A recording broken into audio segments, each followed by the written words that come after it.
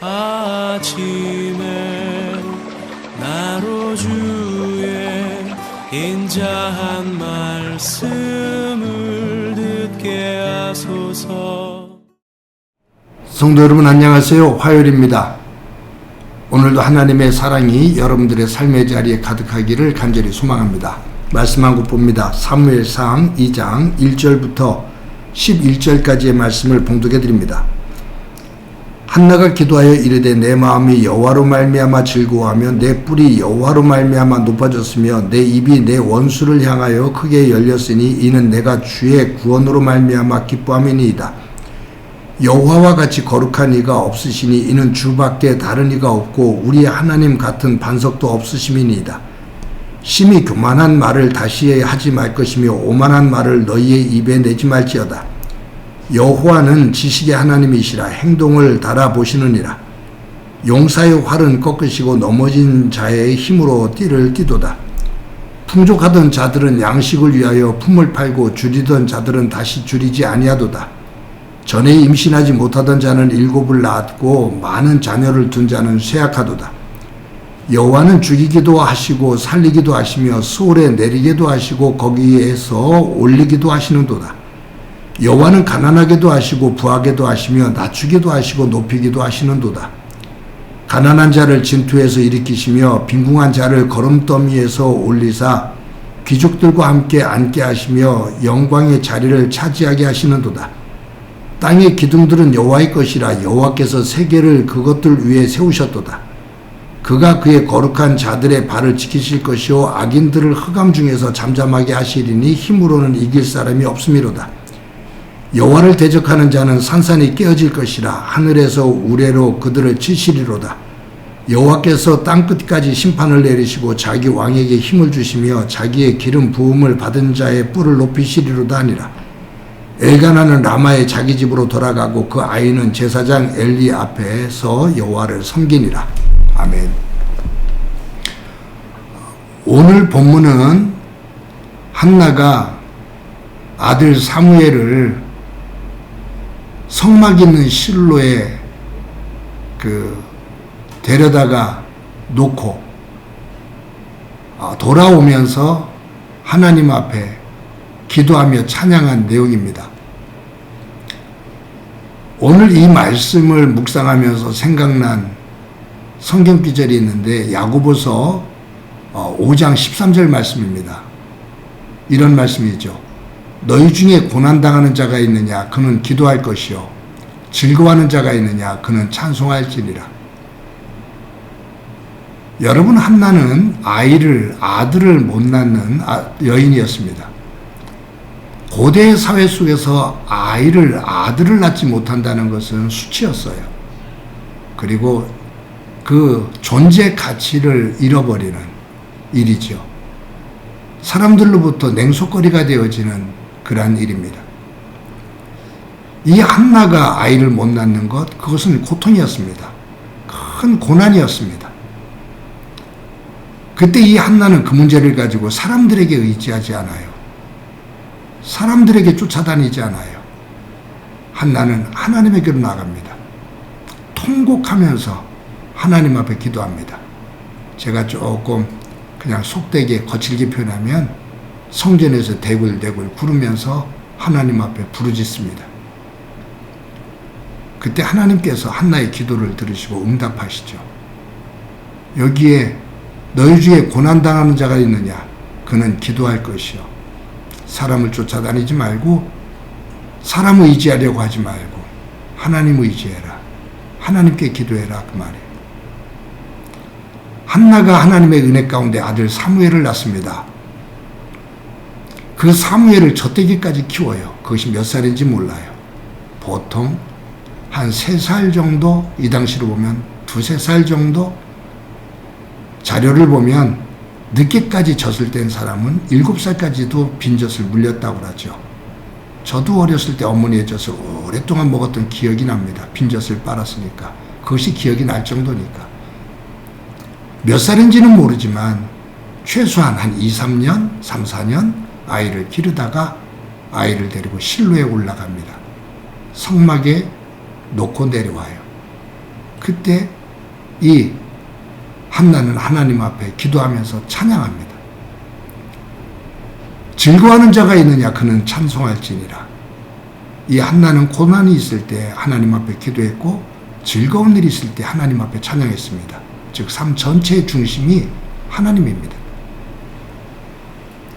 사무엘 선지자의 뒤에는 이처럼 기도의 어머니, 신실한 믿음의 어머니가 있었습니다.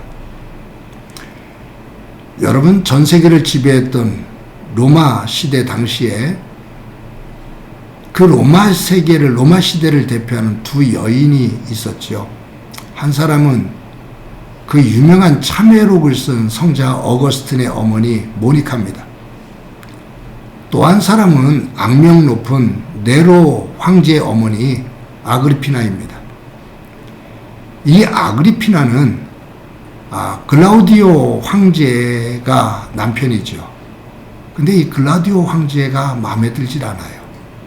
이 그리니피스 피나 이 여인에게 남편이 마음에 들질 않아요. 우유부단해요. 황제로서의 권위가 느껴지질 않아요.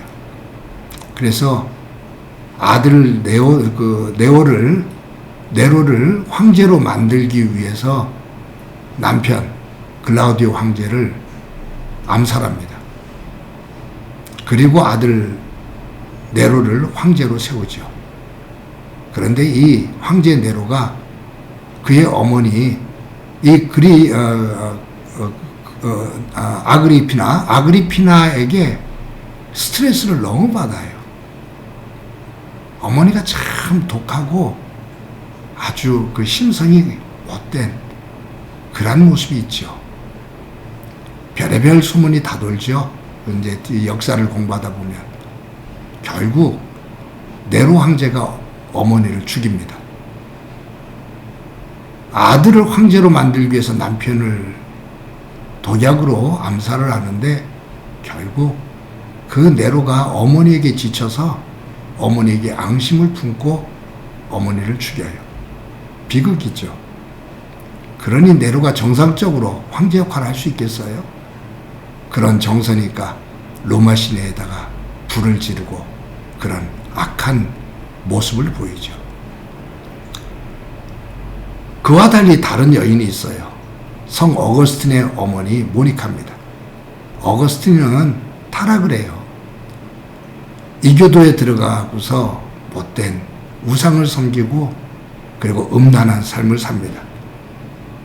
모니카가 그런 모습을 보고 끊임없이 눈물로 기도를 합니다. 결국 이 어거스틴이 하나님의 은혜 가운데 돌아옵니다. 하나님 품으로 돌아와요. 그래서 귀한 교부로서 초대교회 교부 시대를 이끌지요. 그러면서 그가 참회록을 쓰거든요. 13권으로 되어졌는데 그 가운데 9권까지 13권 중에서 9권 9권까지 어머니에 대한 이야기를 계속 실어요. 그만큼 어거스틴은 어머니의 그 기도, 어머니의 사랑, 그것을 잊지를 못하는 거예요.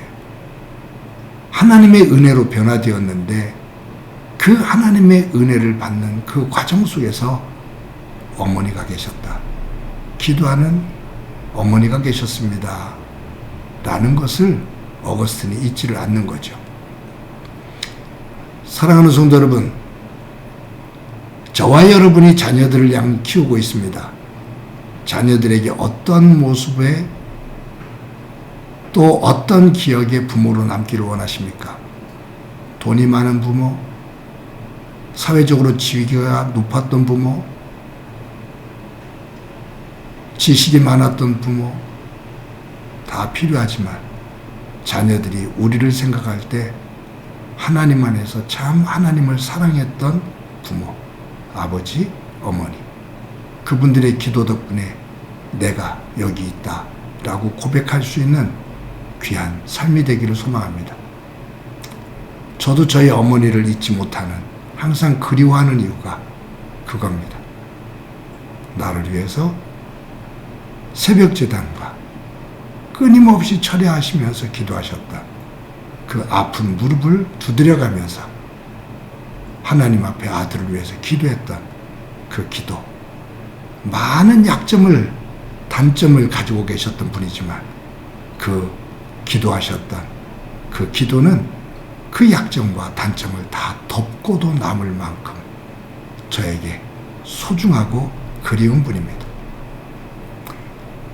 훗날 우리의 자녀들이 우리를 기억할 때 저는 두 아들 영진이와 영인이가 저와 저의 아내를 기억할 때 하나님 안에서 참 하나님을 사랑했던 분들, 하나님을 두려워했던 분들이라고 기억이 되었으면 좋겠습니다.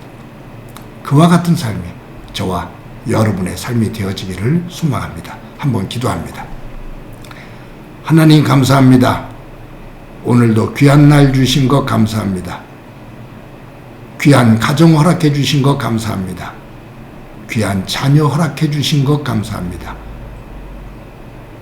우리의 뒷모습이 자녀들에게 아름다운 모습 되기를 소망합니다. 하나님의 형상을 보여줄 수 있는 뒷모습이 되도록 은총 베풀어 주옵소서.